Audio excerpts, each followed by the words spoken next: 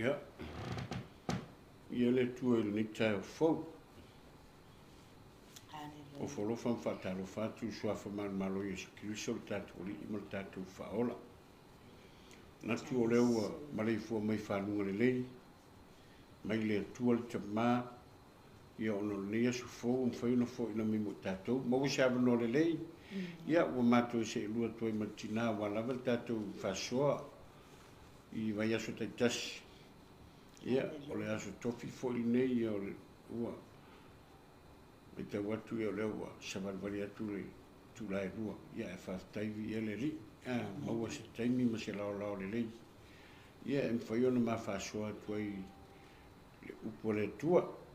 Ia e le whaia whasoa. Ia se whaistatu. Talo mātou whaaftaia o e le atuolo mātou tamā. Whaaftaia o e ngāmpa. Ia le nei aso fau tamā. Lo mātou wala whai mai le ie. Le nei tae au. Mātou te whaaftaia o e wae te le tūlafo ina i mātou. Mātou wala whai au whanunga le lei le rofo lau fio mawara mātou malosi. Sa whea ngai mga ruenga o nei aso. Ai whaaftai le iewa. Uma ngā ruenga wa mau se avanoa e tili alo mai le ie hale la upu whasoa o nei aso. Me le mamuri e tuaile nganga whaaftai te le lava i ate oe. Whaaftai lo mafuta mai. Whaaftai fo le malosi ma le ola na e au mai ni whapenao na whaawawina i ngā ruenga i tae au. Ia e maua fo i se malosi le ie. Ia ua lava le nei whasoa ma le nei ngā ruenga whai le ie. E le iti pe pupu se taimi mātou te au nai. Ma whai aisa mātou ngā ruenga mo e mātou te talo. Ia ngale nei mai nei yaso. Talo ai uma pa anga ma uo nipo kalame le io tapena ma saui e whalongolongo. Mātou talo ngā ia ngalu atu. Ngalu ane, ngalu ifo ia le mana o Yesu Keriso. Ia ma whai ono mātou tū whatasi. Ua lavare whauwino lo malo. Mātou talo. Mātua so mātou atunu. Le ie, le whai ngā malo. Tamate tai me se kapeneta mal palemene mantu wal au ya to ele tua anga le ma fa manuia man tua so matu tunu o Samoa le talo ni tae talo foi le e man tua le o matu tua e o fa pena na fie fa longo nei po kalami anga le lo matu tua talo foi au na le e talo fa auto no la tala le ma lo finalo ia le anga le o lo mato tua mato talo foi matua ni usila nei le o mato no fo mau ia o mato manuia maola mato talo matua le lalo langi atua le desi fe vai inga lo mato tua talo e le fili mu o le tua lo mato talo le tua ale le tina le ala lo fola le foi se upu fa so ne ya so le tua na mia la fa unga i maua ina ia mafai e una fa so o ai se nga fa longo le ia manuia lo na roto o lo inga le na lo mato tua ia ale mai foi la auna le fa tonu le ia me se foi auna lo ngapa tio nei ngā ruenga ia le nei o lo matu tua o lo matu taro le tua so swan mai o Yesu amen Praise God. Ya na tu tatu fasoa ngari e bu tatu tapena msalu ia o fa taro fa malo folo fa ia muri atu so fa malo Yesu Kristo tatu li mal tatu fa ola ia e fa taro fa wai vai a uma suio se mainga matina ma va se lua ia o moriat mai tau o lewa e sila mai matanga mai ia le fu me le ye me fa na o le tu po fera vai o ke nice mo me tono le fale le fu esel ma no fatu ma fa sala o tu ne yesu ia ta pena le lingi me le tu fa tai fu le ona sunga fa ton ia no nei ava no le un fai na mo ia wala va fa so le pole tua fa talo fa wo ma pa anga mi su fa penao na lungo ni tai au ia lo fa tu mo mo le to fa anga fa man yang ia mi su foi nei tatu ma tua e lo fa penao na fie fa longo ma mai mo mai ni po kalami ia ele mai fo ile fia whaatarofa pēr ma whaafeiloa i pēr au na tofi le atua. Au na lo whaapenao na si atu Samoa ma whata atu Samoa i le atua le lalo langi atua. O whea lava le meu e puno wai ma taro au le tangata i e lona whale le au na e i tato nunga o la tato ngā rui whai o tato whai e ina ia i le atua. Ai le mo le tangata. Me la le ni tai au whaatarofa au na tofi le atua. Ia vi ia le atua mo fuistala o lao le ia. E whaafeiloa i whai whaatarofa tua i sunga i whaatonu. Ia me se fol tua ia salama no whaalo. Whaatarofa fo i le sunga i ana naima folo ia me se fo i rainga. Ia i leanga le leo le atua. O i la tau umalawa e fia ma mai mo mani po kalami. Ia whaatarofa tua na yu ainga. O uso ma tua whaafine. Yo wherawa no e mauai. E tā ua le tātou ngā ruenga whai tātou te au nei le atua. I lei fo se mea e koe mei maua iskaku keimi. I le lalolangi le le whaatari mai kuwa awa ai e le kelo vesi le usawa taua ma. Fe vai vai a inga. A la la vai fe siri esko ingo. Ia kopo. Ia mera le e le wala siri a kopo pe mai fea taua ma misa. Ia koe kari ar kamalo e mai ai le loko. Mga onga le anga o le loto o tangata. Mera le wako wawa ai aku ngei le kaua i e whaimi. Ia o tangata ke siano ai e tu maulon whatua tua i le tua e le popole. Pe vesi a pe pā me le pomu fea, pe palasi me se pomu i ke lo ke le popole a uia aisea. Wa mausa li lo la whatua tua ma le taitonunga i le tua. Le kako ki au aunga i le atua soifua. Le whaatari mai le langi mo i tātou. Le foi leo nei ngā ruenga tātou te whaia, tātou te leo whaia mo se vi inga o se tangata. Aolo tātou whaia nei ngā ruenga. Ma le tātou mauti no le vi inga le nao le. Tua whaifuera e whaafonga mai, au ngai ki whaafewhewhe le kaua le vevesingei, le alurunga le kaua le pengsingi, le kaua o loa, e le ai se mea e kire vai aku e kia laku e alurunga. Vai aku whaataifo i le tua e au mai le koa ma le whaatua tua i e kako. Ia mawhai e o kako i loa ma kako mara malama. Le nei o langa e koe whai ngofie me lea ia. Whaaferoa i pufo i nei e tātou wōro o i le ai o to ese. Ai o whapui pui o le mauta ngase ngase o whera wani me ngai ki kau o koe i lo whale o e ma. Maua lo tino i mai. Ia arofangia le tua i e whamaro longa le tua. Vere upulea le tua. Ke whaalongolongo i e. Ai se mea le lei e whai mauso. Au e ka oko i lo moenga o whea me ngai ngoa kia i o e satani o le upo le tua. O le upo iai le ola o iai le whaasao le tonga. Mera le a whi o ngai ki e mai wa e whia maua se whaasao le tonga. E le aia se isi kako ki e maua le whaasao le tonga ngā oi. Ngā oi e su ale le upo le tua. Mako ke whaakingo inga ma mori aku. Alo iai le ngā i e ngalue atu. Ia ma whaamangui e roto polo whina ngaro. Mera le sa moa i nei tae au ia. Whaawhiroa i whaataro whaatusi o matu a inga nei tae au. Taro whatina? Taro whailasunga whatina. Lo ia le tua. E roa ke roa mo tangata saungi le kaua. Saungi ke vai o kua ai me tangata le maka mai saungi ora parfum. Ala kio. Ala ngofo e le ngofo te pi fori o mai ri. Kau le saungi. Ia. Ana le leile tua ma whaamanuia le tua. Ia wha unga le tua. Ia te oi fotina. Ia ono le nei aso ma ta whaasoa. Ana leile tua ma whaamanuia. Ia, Samoa. E la ma se upo le tua.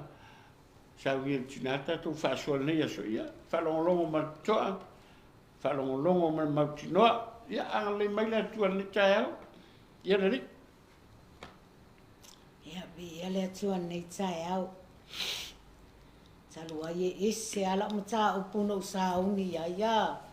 Ale wo mai iwa ese ale me ale wo mai le tua le uruto ni tae au. Te whawhetai le tua. No lea o mai ata tau e le tua. Lea oa i mai ata tau.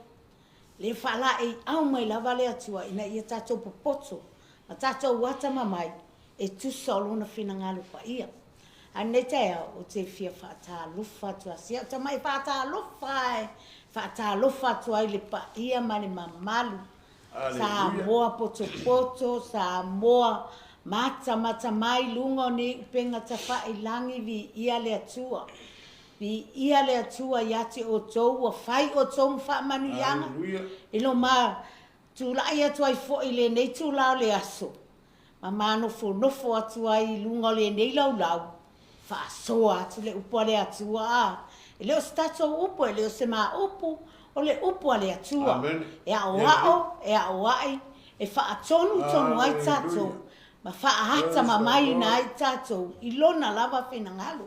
Ia, e leo se poto lao se tangata. Ai whaamoe le anganga pa ia o le atua. E whesua soani mo i tato. Ta i toa lua ina o tato tangata. I tani maso awane i e whaangalo le atua. Awane i e whaasili mea o le tino. Aia e whaasili le atua i lo langa. Pe o a mea e tu lei mai e le lalo langi ia te oe. Se whaitalia le lalo langi ia. A o oe le tangata au auna. O oe le tangata e fia manuia mo le atua. Ia, ta mawhai oe. Sa vali pe oe luma. Ta mo e puno wai pe o la paulo. Aua tātou te whaavai ona o lana upu whaftai le atua nei tae au. Whaftai fo i le sunga le whaatonu matou mafuta nei tae au. Ona o le tau mawhainga lava o lungo masingi a wale upu le atua. E tufa atua i le upu le atua i ona tangata a. Tangata o lo whapena ona leilo loa nei laro langi. Tangata e le o malama lama ia Yesu le tātou te o lama au na ai. E whawhetai a te olo pūlou i se tangata e fia. Whai tau le awhionga pa ia le atua. E fia manau i le awhionga le atua. Le anga i le ai mo se tātou poto, po se tātou wata mamai e tusa o le finangalo alofa le atua le tātou. Whaatalofa atua i fo i sunga whaawhiangainga mo lato whaletua e mai se nei no whaalo nei tae ao. Ia whaatalofa atu ia te o tou malawa. Le angai to tele o tou o tale mawhaina lau ina atu o tou ngua po o tou suafa. Ai whaamanuia tele le atua ia te o tou ona o le utu pupuina fo i o tou loto mo tou finangalo. E ala i le upu whaauina le atua. E moli atu i loto ma finangalo lana whanau. O lo whapenau na ngā lala pia i le upu le ali. Ia vi ia ai le atua i le nei tū lao le aso. Ia o moli atu fo i lo wanganga whaafetai le atua ona o le nei aso tā ua a mai fo i o mau tangata. Ma te whaasoa atu ai lana upu. Whaatalofa atu ai fo i nai ie o lo whapena ona maua i tino mai le nei tae au po whata otolia i maotanga se ngase o lawa o maota o fale po whea lava se mea o whapena ona whata otolia i na ailona tino. Ia whapena ona ia le whamalo longa le atua. O le upu lea. O le upu le whamalo longa. Amen. O le upu e manu ia ai le whanaua le atua. E whaalongo mausitai ma ngā wai ma whaia. Le upu lea le atua. Whai mai. Ia o ngā ia o aoi. Ia o aia ia. Whaatonu ai fo ilo tangata. Na ia o poto ai ma o wata mai ai. E tusa o le finangalo alofa o le atua. Vi ia la le atua ne tae au. Amen. Ia, le atato wolo le upo le atua. E le o se upo tātou. O le upo le atua. Ai, longo puia li ia tu pea i o tō loto mo tō finangalo. Le finangalo alofa o le atua mo i tātou. Lea e o te whaapea atua ne tae au. Ia, a whai o iai lau tuspa. Ia a whai fo e mata mai. Po e whafufonga mai ne tae au. Ia o tātou tusi. O le tusi na lukalo na mta upa suru lima. O nisi na o whata oto a Yesu. Whata oto a Yesu. i le mamoe na se. Amen. Fata oto a Iesu i le fafine na le iloa lana tupe. Ma le fata oto muli muli.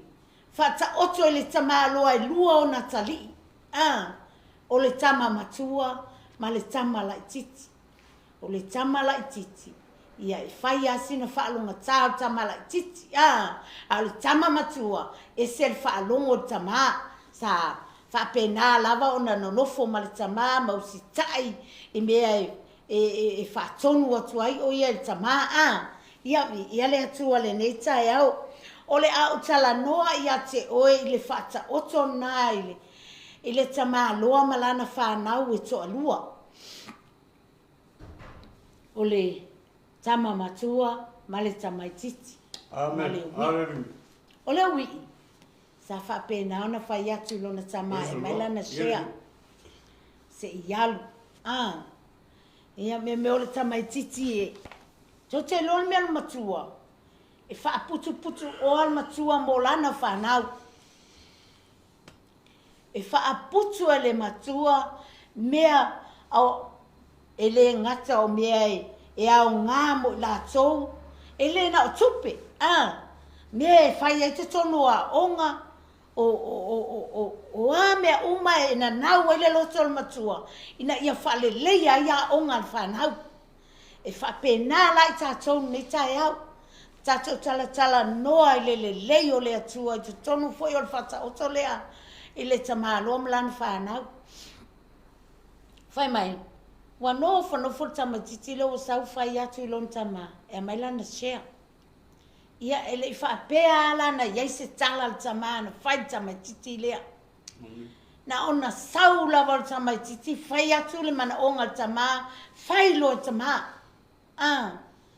O se tamai alofa. O se tamai whaamaoni. Lona alofa ilana whanau. O se tamai anga lelei. E whapena uma Yesu ia i tātou. Whapena uma Yesu, le nau o Yesu. Le nau unga o Yesu ia i tātou. Ina ia aua lava ne iei se tase whanu. Aua ne iei se tase pa atu le loto le angsala. Aua ne iei se tase whailo na loto a tū whinangalo le atua. Ia tatou si tai malava ia Yesu. Le nau ta ingo Yesu. Ina ia whapena una tatou wola o si tai mo ia malon whinangalo. Ia tatou maasani fo ila ia Yesu. Ia tatou loa le fatu o Yesu ia i tatou. Le mana onga o Yesu mo i tatou. Ina ia tatou i loa le leilo na lona fatu. Ia tatou i loa le leilo lona natura. Ia tatou i loa le leilo lona naunau ta inga i o tatou o langa. O Yesu, o Yesu e se le alofa. Pau fo i lea o le taulanga e tasi aia. Na fōa i mai e lea tua mole lalulangi. Amen. E lavea ina oe, lavea ia. Ina ia aua ua lava ne iai se tasi e. Se atu lona. Ona la sanga. Po ona ala. Atu te loa oto. Lea lava tātou te se. Lea lava tātou te whaia mea e le tonu. E le sao lumo al finangalo. Hallelujah. Sau leo le atali i leo ua whai atu tama. Oi, ua whai atu le atali i tama. Mai lana share se ianu. Anu lea. Whaapotupoto uma ia mea ma alu loa. Ele ianu la tala tamai. Na alu mamau. Mamau o se mena ta whao a tamai titi lea. Meo leo langa le tamai titi e nau le ta. E nau e whaile lalo langi. E nau e aua lava nei. Ne au mai ona talinga le mea le tamo whai atu al tama. Ai whawhetai ale loto i le atua i lea mata upu. O se mata upu fo iau au ina iau. Ma le whanau. I lo lato i loa le leo le atua. Ma lo lato ngā wa i le upu le atua. Ma lo lato whaalongo i le atua. E le te teina manu iesta mai titi e le whaalongo. e le te teina manuia sta mai titi e whaia peano na loto. Ai manuia le ta mai titi e ana ma wha alongo ma ngā wai le upo le atua. Penga whai la le whai au mai le atua i atiau le nei tai au. E manuia oka e ana le upo le atua oka e ese le manuia o lo loto po le ase whai ngā tau le o le upo le atua e te tamo whai e te tala e te le o malama i le winga ma le ano moni o le whetalai mai o le atua i le matau te loa le aia ma se fifa alongo i ate oe e le aia ma se e fianga wa i mai ate oe e mana o le atua i tato wola usi tai ate ia malona fina ngalo i tato whaia le mea o lo mana o ai le atua ai awal whaia o tato loto o le anganga pa ia foi o le anganga pa ia e fesosoani o le anganga pa ia e le au mai e anganga pa ia ia te oe ni mea wha le tonu. Amen. E le au mai e anganga pa ia ia te oe ni mea e te le e tupu ele i te lo loto. E le au mai e anganga pa ia. E au mai e anganga pa ia le file mu. E au mai e anganga pa ia ia te oe le nau o lo loto i le ali. Amen. E au mai ala nganga pa ia te oe a whape o te tono lo a inga, a whape o oe o le ulu o le a inga, e te ngā wai le upo le atua, o le nganga pa ia lai fisosoani, atu matamu whai, e a watu le mea lea e ati na ina aila unga luenga na o e tūlai mai ai. Amen. O nganga pa ia, e nā te le au mai ani mea wha le tonu, i te tonu o se a inga, i te tonu o se ta mama se tina, o nganga pa ia na me le leia e ati ya e ai lo wolanga e tupu fo ila lo wola fa le nganga ona o nganga pa ia le soso ani mai ati e tupu e le fa pe a sawa nganga pa ia na no fo ia le ina ile me na tasi le ai a sawa nganga pa ia ala te loa o sitama i taimi e sau le afang pa ia le tua fai sau fe au e sau e no fo le afianga pa ia le o le nganga pa ia na fa ton na fa mai nganga pa ia o te no fo i pele me na te no fo ai tu i lunga ma e savali nga yoi tu i lunga tamu fai e action uma lai fai ato ia nganga pa ia ia ti oe po le alo vai o le alo lo o ngata ma le ale le ti ngao me lo tino e tangong nei nganga pa ia e fa ma losi au ia te oe e te le vai e te le no foi e te le tu mau i pea na lo ai mai moi e te tu i lunga alunga yoi le mea tu i lunga alunga yoi pa pe nganga pa ia pa ai la ia sau lo le o tamai titi lea ualu walu no mamau. Hallelujah. Mamau ale menta fao ai. Fa valea ia ana wo. Fa valea ia leta mai titi. Fa mele upu. A wo nga oi male lenga oi. E uana ngo yai a wo le tamai titi a mi ole lei male tamai titi a mi ole anga. E uana su solo mai le a mi ole le alu ai I fainga le a mi ole anga le. A wo nei oe ma le tangata e le o malama lama I le afionga pa ia le atua. E te alu atua ia ma oe I le mea lea. Aia e malama lama nei le ngalua e mai o le nganga pa ia I lo loto. E le sesea I lava o wala. E te tū mau ai ala o le atua. E te tū mau. E le mawhai ona sesea o wala.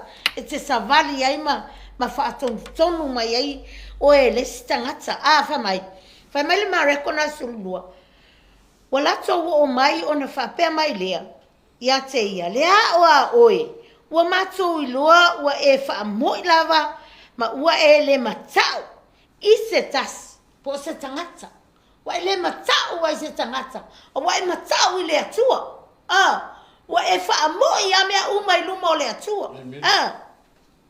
Ia la fa mai. Awa e le fa I lunga ina se tangata. Ua e a o au fa maoni. Amen. I le upo le atua. I ala o le atua. Wa e savali I ala o le atua. Wa e le savali I ala o tangata. Pe ona fa yatu mua. Once it's a savali I ala o tangata. Ia o te ta watu te mālaia. E te leta I tai ona e maua se mea lelei.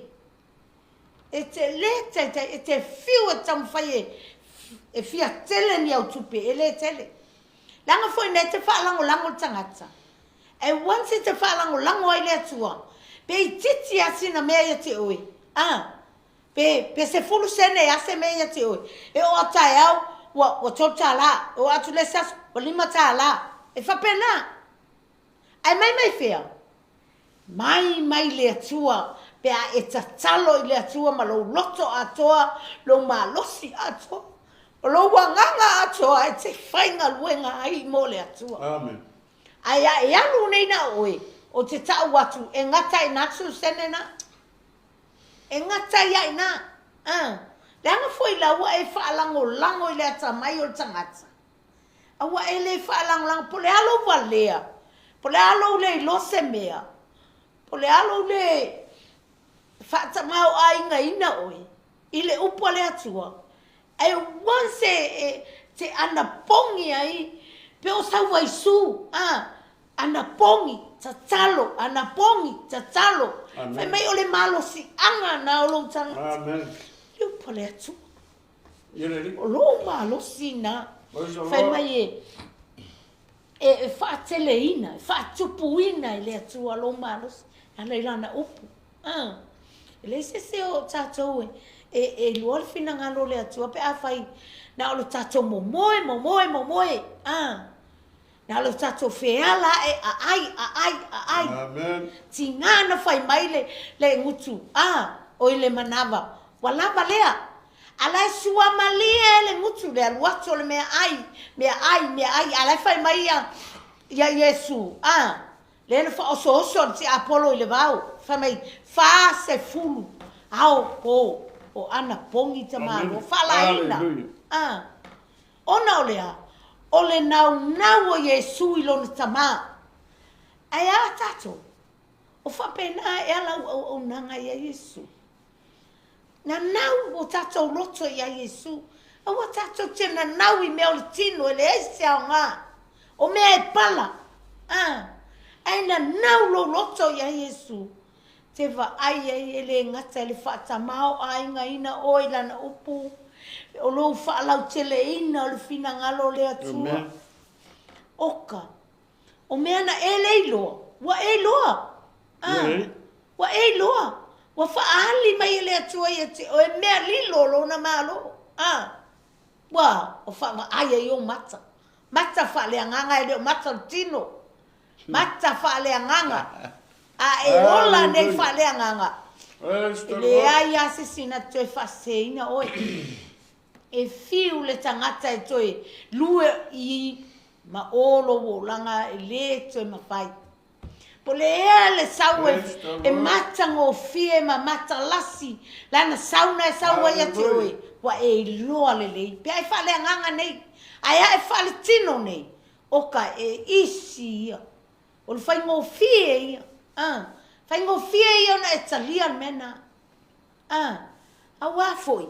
Lai le o mawaa le lei e sui lo wolanga. Lai e te le o malama le lei. Ile na nau mai o Yesu ia te oe ma. E te leo malama. E te leo iaiso nau fo ina le e te fia I loa tele le upo le atua. Mea ngai whawhetai e ialo loto ia wa alfo e neba e aso wala awa I le atua. Tama whai vai e se ala mata upu no sa ma le mato fale. Na o study ai vai aso atoa nei. Na o study I le upu leo le vine moni. Ale wo sawi woi wa mai le wi. Le anga le wi. Le ana anai loa le wi wa ai me ai pua. Salamoloa. salamolo le wi ma fai mai lana tala pele o tele e au ona tama pele o tele e me ai le falolo tama au la mata upu le vine le fai mai Yesu fe ya Yesu o matua I fa manino mai Yesu le vine ya tea o ka sa stari le vine fai mai Yesu o a unei o le vine moni a o la o tou a o lo tama o le ngalue ie fai mai so se la vai le pipi a Yesu e ave eseina e so se la fua fai mai e teu wina fa matango fie e fa matango fie ino e le atua pea e pipi ne ya Yesu pea e fua mai nei fua o le ami o tonu fua o le angalei fua o le famaoni fua na le mana o Yesu e te fua mai ai eva ye ese ala mata upunga stadi ale o so o vaton mata upule ile wi I fa mau o na ona I loa ile wi wala se tupe wala ngona fia ai o le almena tupu al watu lo le ai ngala I tonu o le ai le na ta fao ai ta mai stile family ai ma se sinifia lo fa yai Toto o le matua inosia o lo wolanga pea e alu nei whaila langi. Matua e o whaitono lo ainga matua ita ya te oe. E mene yailu loto a mene yailu wanganga. Matua whaitai a tau ainga ya te oe. Pe a whaapea nei wa e whaataua le lalulangi. Ai tu le tangata. Ai tu Yesu. O Yesu lea, o le ala leo tātou I le ola whapau. O le ala lea tātou te sau atua I le malo longa. Po le ola whapau. Pi ia le atua. O whai mei la ia, wala ngona le fia ai. Whaasino ia toi ina ia le whanganga pua. Pau nao le me, o ia le me mo tangata whalonga taa. Tangata leo stai. Tangata ele o le lei, ele o manino le leila na vai a Yesu. Pau na me o yai. Na ole fia ai ya ai lo ma me ai po. A ole tangata I lo Yesu. Se le na me o ai. Fai mai ya Yesu ile afo, ile te Apollo. Ile na me ai o la tangata.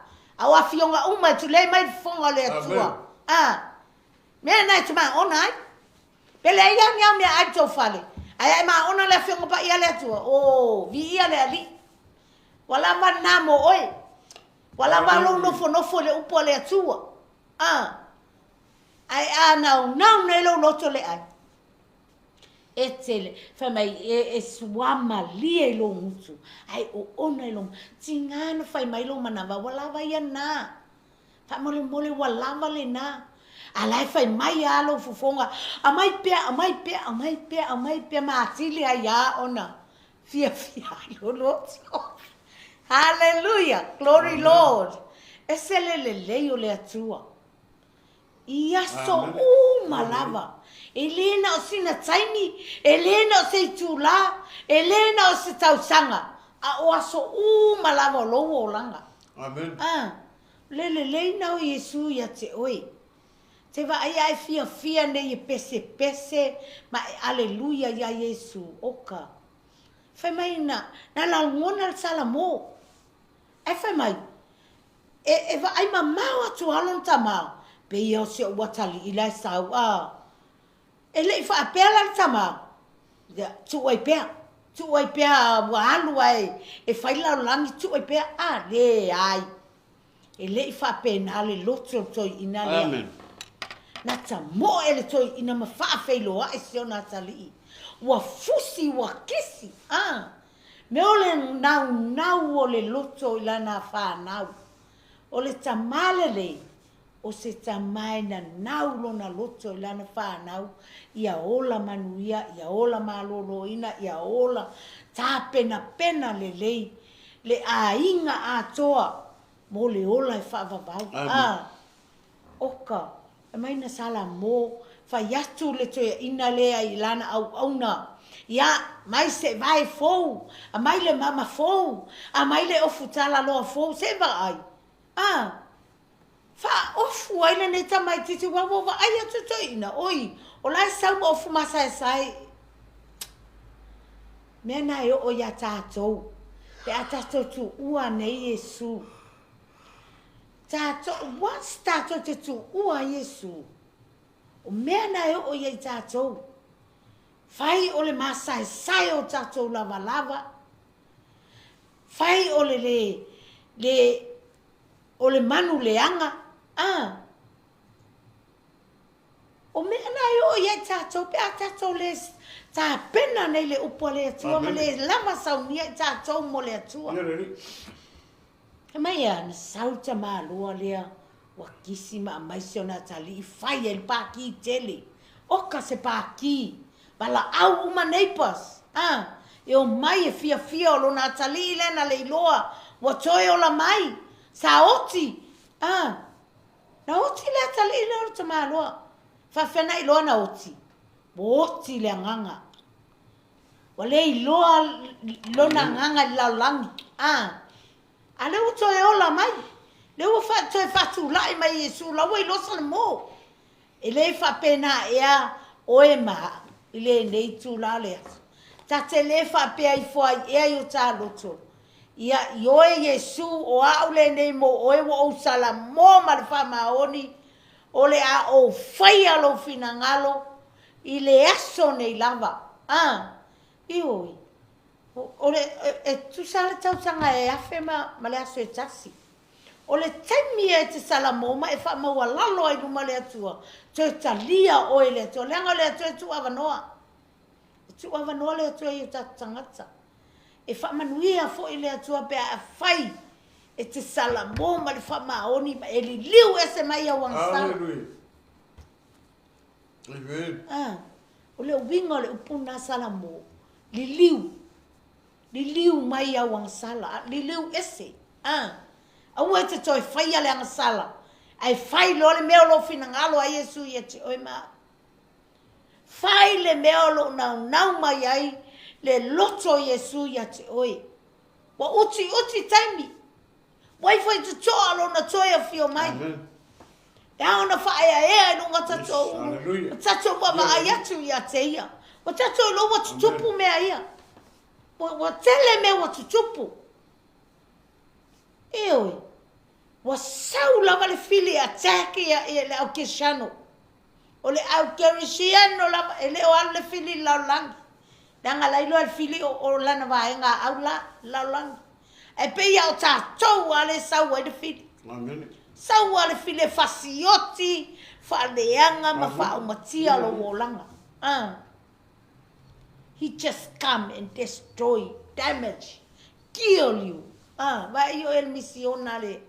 Ale afu. A satani le fai nei a te ui. Ai once te wha ma walalo ai mai sala mo wha ma oni le atua. Tango mai le atua se i lunga lo wa fine. O lo wa fa fine a le te va aia ia so umai pese mai a tia. A nofo ne kiti vie alu lungo por kalame. So se por kalame fa lungo longo ai ma vivi mai. Tu lunga siva ia Yesu. Awal mai mawalo walanga te siva i laulangi. Yangal mea na lai nau nga ia satani ia te oi. Nau lo walanga ia Yesu. Pamanuia tele le atua i lau whafonga nei tu la fia. Ia Yesu ia te oi. Ia Yesu i lo walanga. A vea lo walanga o se o langa whapa ia ina. Amen. O se o langa ua uma o na whaama maina. Whaama maina i le auro. Pai. E loa le auro i lungo le afi. O le auro na i le malo le langi. E vai le auro. e se mana a fai ele no fora tupo fai ele na pale e le matango fia ia matango fia ia ole aulo ai ole aulo foi ngale ngau ma ko ave ia Yesu fai me alo fai ia Yesu ole aulo pulipano pulmulu me alo fana ma ko sa ave ia Yesu ai atau o ata me alo fo ave ma Yesu le asa me alo fo ave ma Yesu o la me alo fala ma Yesu o lo wola e o foi na atu toa mo Yesu e fai alo na fina ngalo o la una me alo vi ia ile tuale nei tu laleas fa manuia le tua ono lana upu amen praise God ya ia le tuale ni tai au sa mo ma lo fa anga ma wo ni po kalam tau fortuna e fa soal o pole tu pe ya no fa ye tu tai mo sola e le se ato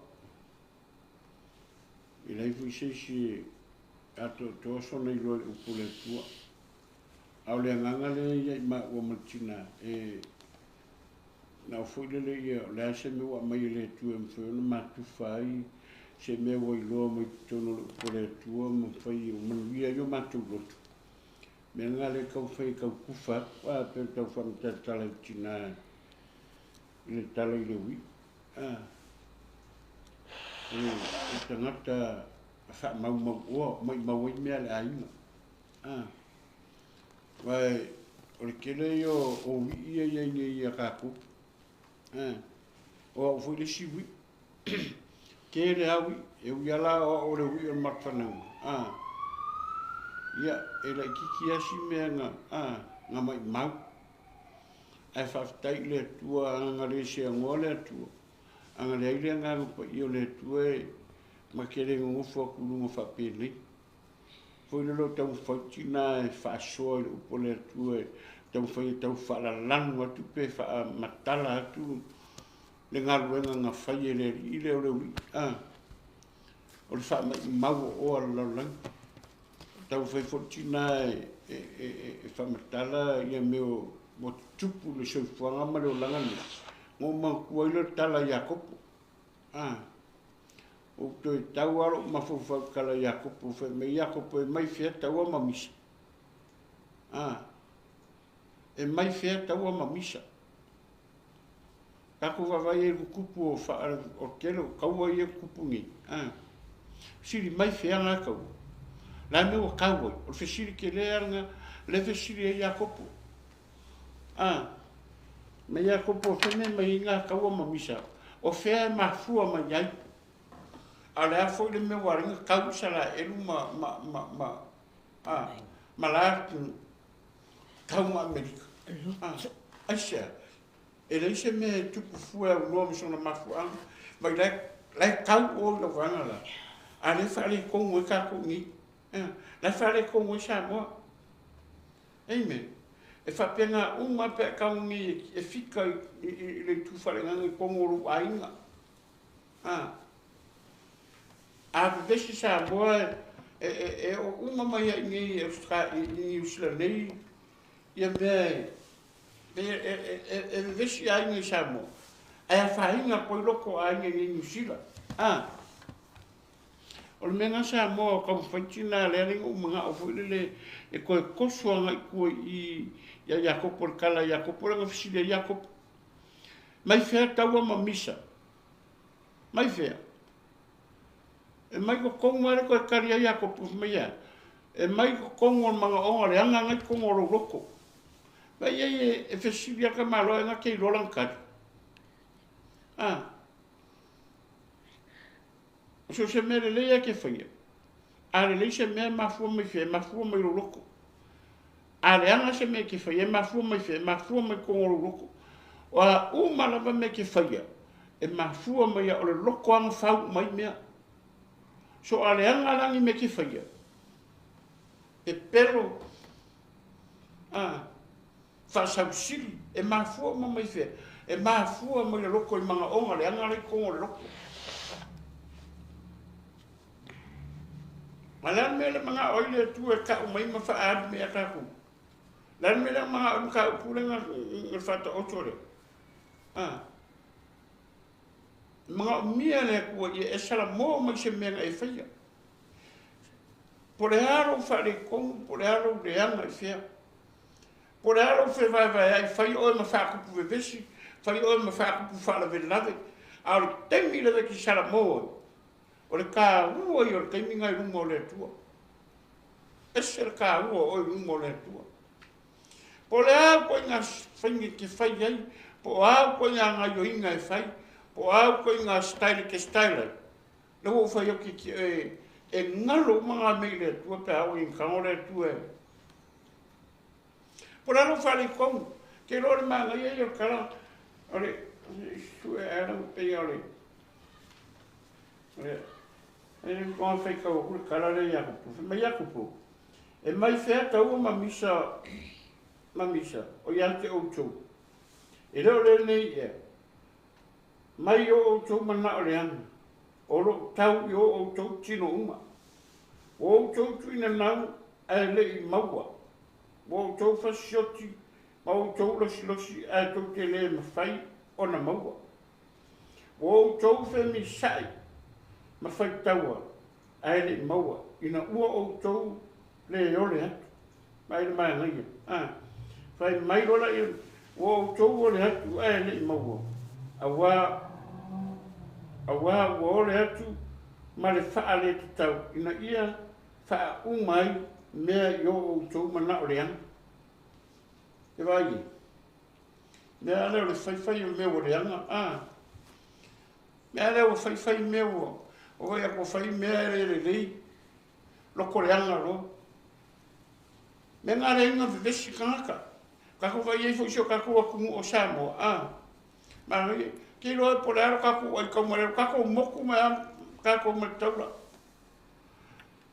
E wangi ngalo Samoa kako moku mai markaua. Au kako loko ale Samoa. Ai longa i Samoa e whape i fo kere koe fia jai. Ele ko fi ya, ele me foi o foi é unha cara. E o que não foi aquilo que me. Para para le foi o número fa na o ko fi fo ya Samo. Ai xe. Não se Samo é mo su era um fama lama, ma kilo lo ngaku. Ba ko vai me lo kupu vai kai. Fe vai ya ainda. Fe vai ya imalo. O fe bava e ia kumu. Vai o ai ka se ka ku malos ka mai malo e ka blei no fa famua. Ala me na tupu. Ma fe misa inga asia. Ma fua me loko mo boleanga. E sa me ma fua i leanga. Ma fua me inga wole kau la por fa mo me mangaku ye inga ye ku mai. Ma fa ya inga se me. Ma ele me se me le yo se loko me leanga. Me ngare kupu. Nga ngalwa kua walu paroka ele kauria, ele ku mai, o soro ma mga kurea ngale ko kongu, mora ngonga le ko kongu le loko, feme mafu mai, mafua mai ko kongu le loko. Samoa. Karo fai sio kako waku mu, e kauria i roa. Alan me leku. Amen. E alesi e kau fai e si i lunga. Ai aresi a koso i lana. E la ngonga lo ka whangoa ngoa. Amen. Ai a kurunga o le media, ai a kurunga o Facebook, iso se mea ka kilo ki ei, e le ngata i le ka te maka, o ka ale misa a inga. Wa misa mai ka haka runga la wala. Karo whae le ka kupu ia mea i o ka kaimi. Ai a kaimi. Kere popola la iai. Langa kau mu wala por kusi langa ye kai me fe vai ya ye. Langa mo manga kus pai. E kai me fe vai ya ye ainga. Ele lo e fa nga wala ko makua. Bole lo fe makua la ko fa nga. Bole lo kamar kengi bole lo kam de kengi la kama bole lo ko fa fingi ola ko kuangangi. Bole lo fe kuangangi ola ko fa fingi. Ala ro ko masangi ka ko Samo, o le meu uri le makor kenye, ora, o ka moro ko fingi. Ala mena we te mini. Ka ko ai ya onga le sa mo wa. La mena ku po. Ma fu mai fe. E ma fu mai lunga. Ma fu mai lunga langa wo. Wo le kau la wo fa mo mo menga manga ya ye ka fa nga ye ku lai mai. Ala mena wo so ye loko. Wo ma fu ai nga le nga loko. Fe mena sa fa ka nga le nga le. Ma fu mai te ta. Wo fa ye kai. Ele ngaka o kai o ainga, o kai o ngu, o kai o maro, o kai o wharapuponga, kai o karesia. Wa mafua mai a kila kuni. Le whakai inga le anga leo ngai whanga rai kia lalo wa o anga runga le whaia. O lea kako kala le kako kala ngoa i kero kei. Lea kako kala le kako kala ngoa. Tupulanga mua tai au. Lea le wharupenga le ave ngai yalo mwhango. Alo mo fanga u ia le la va o ia na runga le ku e uma ku kako o uma ku kako ku a o uma kako ai kupu mai la ko mo mai la ko la ku kan e ka ro fa ngai kako fanga eu mai na fa fi ka ki tele ele nga ka mo o la ku kan eu mai fi ngai makaua te vai inga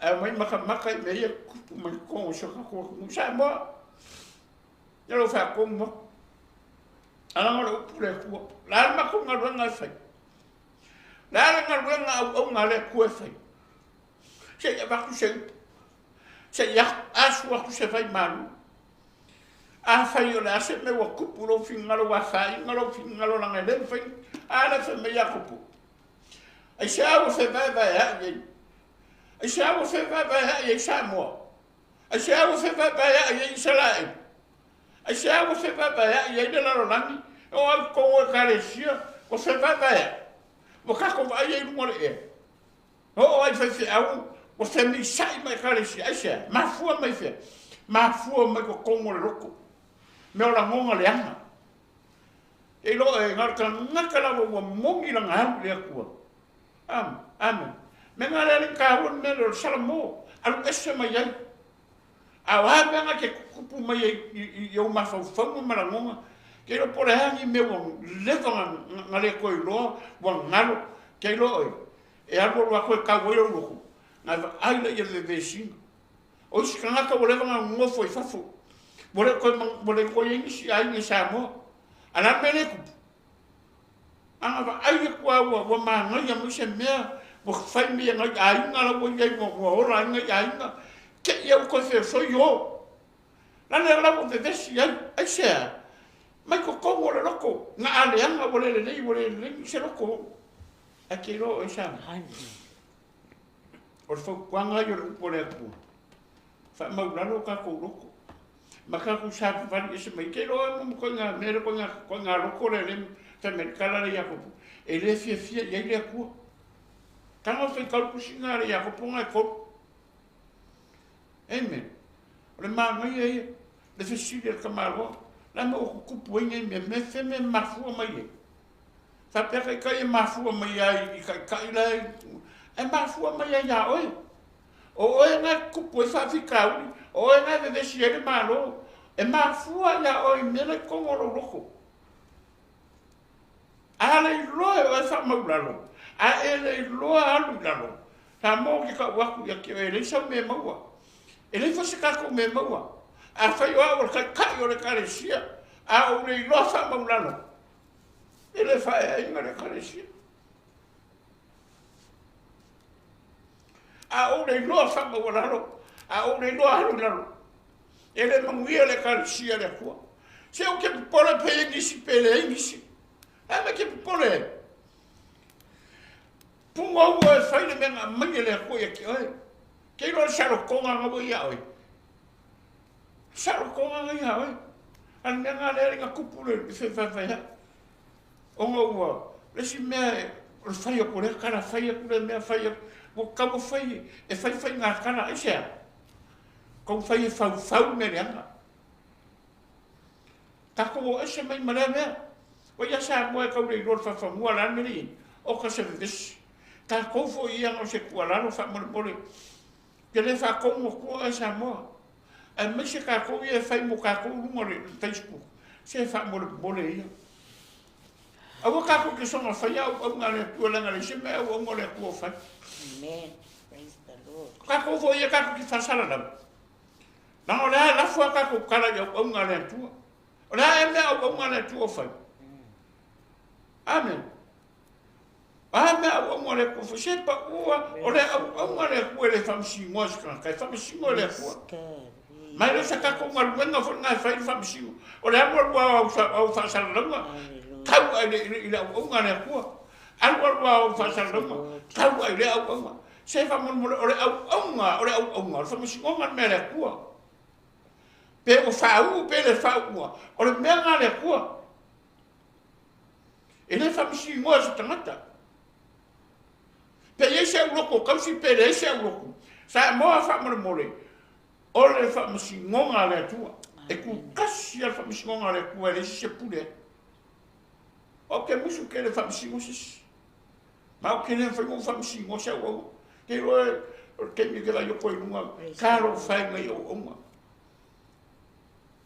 inga le se me fa ia pe vesi ya le pe vesi ya o just leave them alone ko wai pe le ku ale nga fakaria la ko ale lei fakaria la ko ku wa le ku fai se ka ko ngalwenga talo ka ko wo ye ka ki fa yau e ka ko ka karo ma se ka ko so so ngi se ko ni ka ko ma ile fai nga malo so ka ko ula le ka fai ka karo o ngale ku e mo so ka ko fai nga malo ta mo le fa ko ngua ku e la ku a ka fai nga ele fu se ela kongo ke o ki fa kongo ko ai mo o ko le ko fa manga ko la ma ia yo fesilia ka ka ya ko po fesilia ka fesilia ya ko po se ma ia pe mai fer ka o ma misa la ma menga le ko pu ka mini pe ka ko maka e ka ko ngofo ka ko kirkilo o ka se fe vai ya le va ka le me va lele maka ku no ke lo fi maka ni ni ke le fi maka fu i ka wala fe ma aya mal fa pe fo ko loko ile ko le ko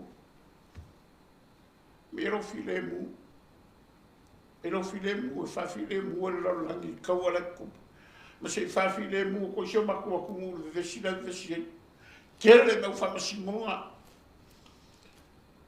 ave le va yo a sho ka ko kai mo ave acha ma fu ma le loko e la ya si me ma fu ma ya e ma fu o ma ya me o le loko in alianga ma o wangi ngaro ya e la sa me le mo e a fi le fa ma ula lo loko sa mo fa ma ula lo ka ko la e po ya e lunga ai kolo e lo ka ko kilo le mau o ma la sa se mangi le foi fa ko mo le kana kala ya la salo man mo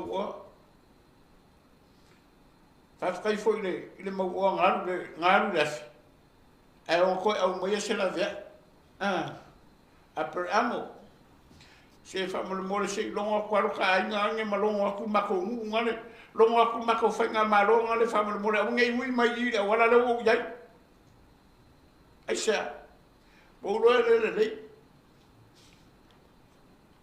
ele mo ma ko malo le wala le ele mo le karasia le wala le wo yai ele mo ma ko ai ngale wala wo yai ele mo uso mo ko fa finga le wala le wo yai wala va ya ui e ka mo fa yo ko fa mi sa wala le ko ke oi ko ke sao le malo longa le ola fa pa wo ma ka pe ngam sa mi le tu mo ka ko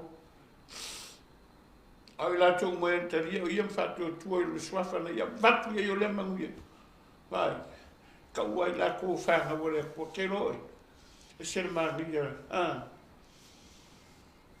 ero i finga ngaro le ko ka ko ke o se ori male ria fa al manga ongo le ko ma finga ngaro mongo le ko mo e le rofa ya o e rofa ya ke e rofa ya ka ko ia ka ko mo wole ola fa Te lo la fa le ko samo. Ele li. Ele suia. Ese foi le ko ngalo fa ese maru fa. Amen. No lo fa. E kai me muka. E kai me muka lo fa.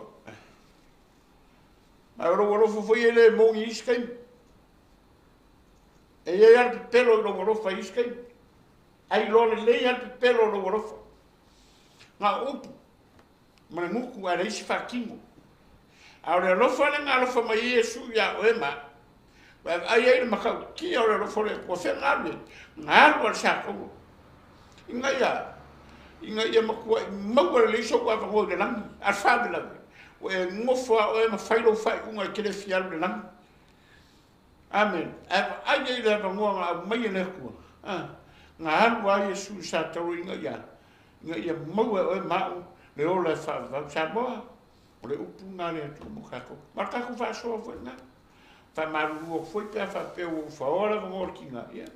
Ia wa sa le nga po ia o mo se me va. Ele foi confia. E va ku. A se me le inga ia. Ia ola. Maka manguia whakasi e. Ia ngalelei mai le tu e nei tu la fiafi, a ngalelei le tu e lau whafunga. A sa moa, a whai o Yesu mga onga. Ia. A pia mai lunga, ia. Kule kongo ki pusa. Ia maku ki kakalo ai. Kaku kakalo mangkuaso kaku. Kumuso se taimi e kakalo ai. Manga tua sa moa ma whainga maro e lau kakalo. Matu sa moa uma. Au i kakalo langa lo se whainga paki. Kaku kakalo uma mo sio kaku wakumu uma markape ngeka akoa. O ai ala wakura i mai. O whai ma whai pule. Kaku kakalo ia ia lofa o le atua. Ia maura file muma, ia maura whawhanginga. Amen. Langon mga onga nga sio kaku kamaka kai. Inga ia fusia sa moa le lofa. Mala whialwhang. Me mumur kangaka e alofa, e whapenga male alofa le tua e opo mai lang whangau. Fōringa ngau le kua. Kaku vai e sio kaku kama kere kau seri, e o ke au, e ranga o kere ku mo se paki, au ke ku mo le mea whina ngalo i le kua. Kaku ngā lue whakas, inga ia. Ni o kaku maua whakas, maua le tua. Whamaua mai le tua ni whiawhia o Yesu, ta māma tu whawhtaia o i lau. Au mōna mātou whai au sanga arue ngona mātou whape atu lea. Tu mau ia te oe logi inga. E foi me lo mātou whatau pa e mātou tamā. Le ase upu no mātou tala u whai masala i lau whāro whonga angaro whanau. Whamangalo mai. E le ma whai ona mātou tau fia se me te whangana i nei mātou le tua. Ina ia tau le tua. Mātou te iloa e manuia i o mātou tangata. Taro familia Samoa so matou atu pere familia te tai. Familia Samoa atoa ma kapeneta. Familia ni sila lo matou o mau manuia ai. Familia i la lolangi atoa le tu. Familia nu o lo fai taua tama e le file mu o la mufia. Familia fole nei fale le tua. Yes, hallelujah. Ia lau whau unga so staimi. Hallelujah. A vera nei whala so staimi mātou te uru mei, mātou te langona i lau ma maru tama. Whamanuia i lau o auna. Whamanuia i lau o auna. Ia Mikaele le tua ma le whatua ia sa. Hallelujah. I mātou uma foi le tua lo whamaru maru ono nei whale le tua. Ia iei le tua lo wang le nei. Staimi foi e whaatino le whamoe lau whanau le whiana nei. Ta mā tau toa rua oe mai mātou. Hallelujah. Ai una ia so tu mau ia te oe lo vi. Ai foi mai lo mātou whatau wa ona o Yesu. Hallelujah, Jesus. Amen. Amen. Hallelujah. Thank you, Lord. Thank you, Jesus.